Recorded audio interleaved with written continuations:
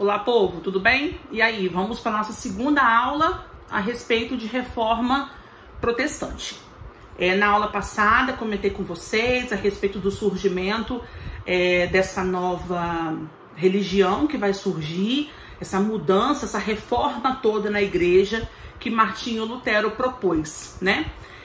Mas como eu comentei com você no final do vídeo passado, essas mudanças todas que Martinho Lutero propôs não ficaram restritos somente à Alemanha, porque ele era alemão.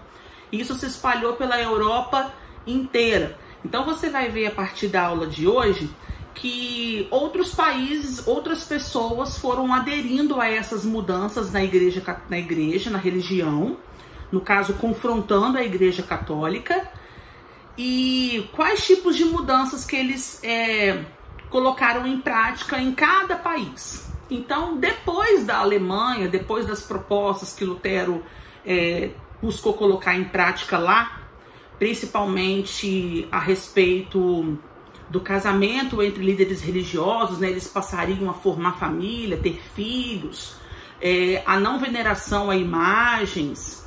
Ele também começou a se empenhar muito na tradução da Bíblia, né? Isso aí foram assuntos que eu abordei na aula passada. E o que mais pegava no pé mesmo, que ele criticava, era a respeito da venda de indulgências. Lembra? Para Lutero, a salvação era alcançada através da fé. Agora, vai haver essa expansão dessa reforma religiosa na Europa. Então, se você está com a sua apostila em mãos aí, é até bom que esteja, que você vai acompanhando comigo, eu estou na página 48. Tem um subtítulo lá falando sobre a expansão da reforma. Para onde que essa reforma foi agora? Quais países foram aderindo? E o primeiro país, após a Alemanha, que vai aderir a essa proposta, vai ser a Suíça, na figura de um líder religioso chamado João Calvino. Ele vai implantar na Suíça a religião calvinista. Você pode ver que esses nomes de religiões vão sempre puxando do nome do líder, né? Teve a luterana, agora calvinista. E João Calvino, ele tinha uma proposta muito parecida com a de Lutero, né? De reformar a igreja, traduzir a Bíblia também dentro da Suíça para a língua local, permitir o casamento de líderes religiosos, né? Formação de família e filhos. Ele tinha uma proposta muito parecida. Mas você vai perceber ao longo do capítulo que em cada lugar essa reforma foi sofrendo uma adaptação diferente. O contexto de mudança, a ideologia que eles defendiam era basicamente a mesma, só que vai sofrer algumas alterações em alguns pontos em cada lugar, principalmente em relação à salvação. Vamos recapitular. Igreja Católica vendia indulgências, que era a salvação, o perdão dos pecados daquele indivíduo. Lutero já defendia a salvação através da fé. E João Calvino vai propagar dentro da Suíça o que ele acreditava, que era a doutrina da predestinação. O que significa isso? Na concepção de Calvino, e é o que ele defendia dentro da igreja que ele criou lá dentro, que o indivíduo já nasce predestinado a ser salvo ou não. Desde a época da concepção, desde o seu nascimento, o indivíduo já nascia predestinado a ser salvo ou não. E o indivíduo, em vida, tinha que provar que ele era um eleito por Deus, que ele havia sido escolhido para ser salvo ou não, através do acúmulo de fortunas. O trabalho árduo, que na verdade iria resultar no acúmulo de riquezas. Olha como que essa religião de Calvino, e olha como que a proposta dele se diferencia completamente da Igreja Católica. Eu comentei com vocês no vídeo passado que a Igreja Católica criticava a usura. Era totalmente contra o acúmulo de riquezas, né? Ela se apegava a vários versículos bíblicos, como por exemplo, bem-aventurados os pobres e humildes de coração, porque deles é o reino dos céus. Vocês precisam dar o que tem ao pobre. Ninguém entra no reino dos céus rico.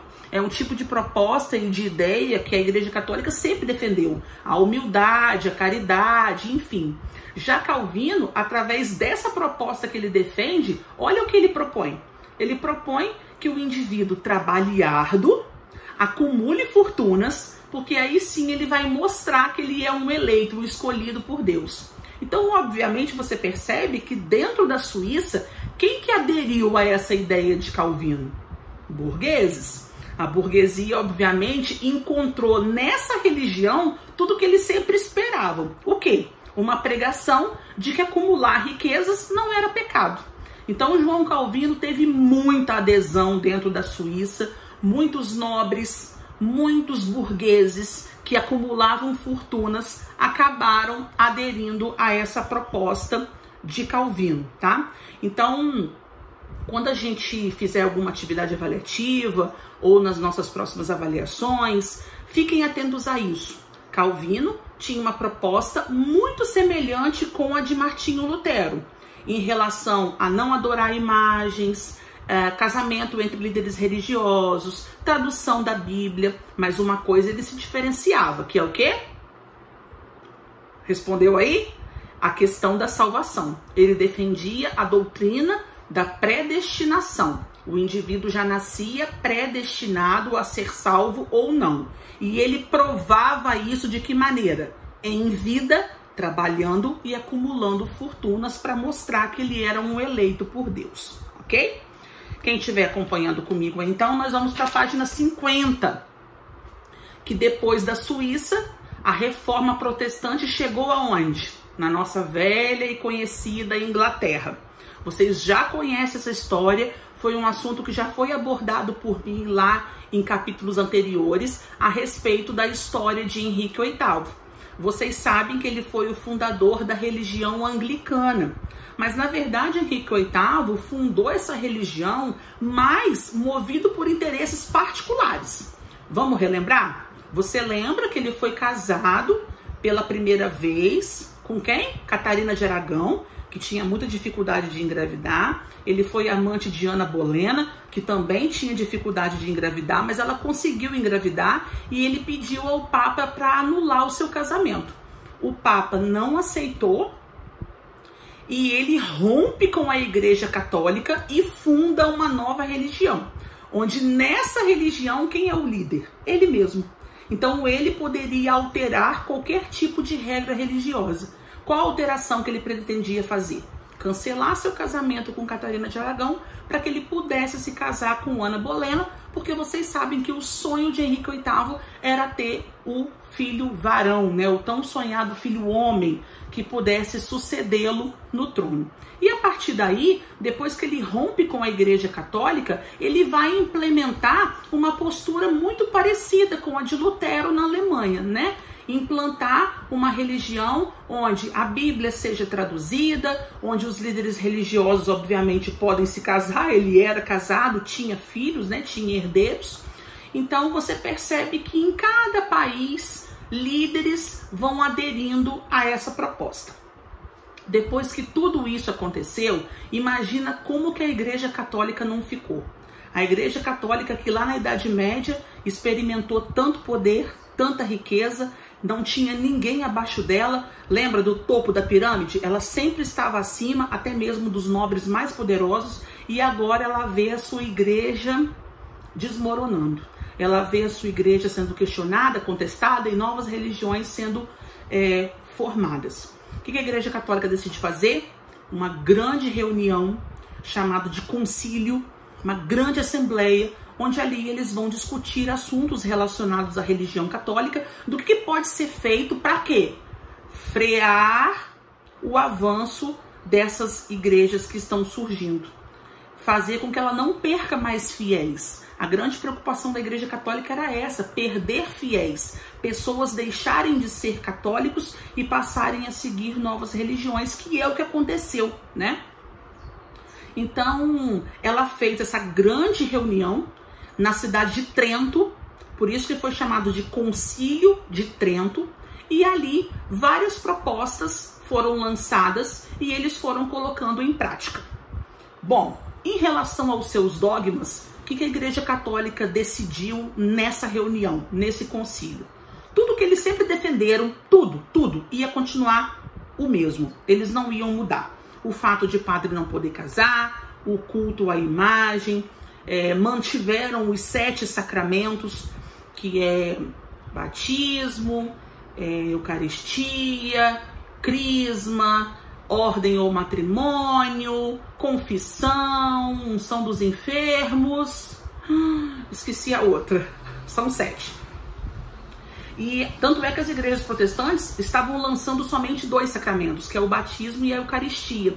Então eles reafirmaram isso, vários dogmas da igreja, ela botou o pé e falou que não ia mudar, mas uma coisa ela precisava mudar. O quê? Venda de indulgências. Não tinha mais condições de manter isso, porque a crítica era muito grande e realmente não tinha lógica os padres venderem o perdão dos pecados. Então, a venda de indulgências foi o único ponto que foi modificado após esse concílio. E ela tomou também mais 2 posturas, que era o quê?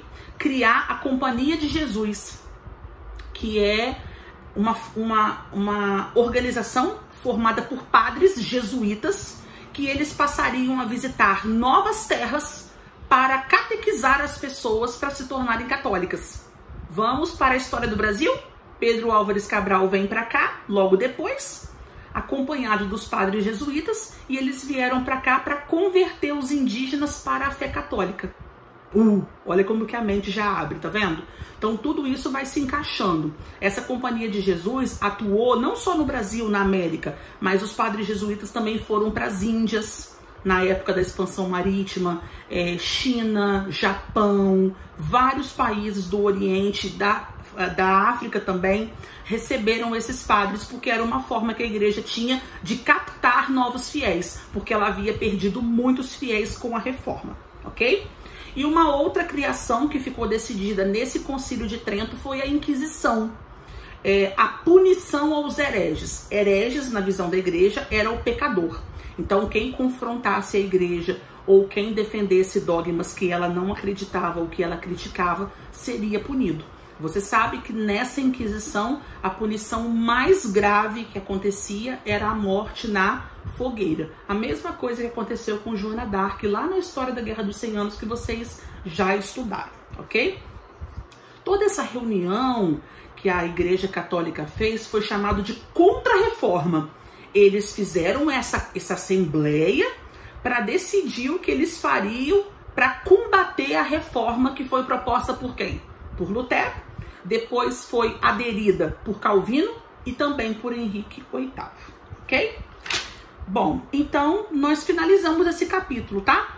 Nós falamos da expansão da reforma, que da Alemanha fomos para a Suíça e depois para a Inglaterra, e falamos também do que a Igreja Católica fez para tentar conter os avanços dessa reforma protestante, tá bom?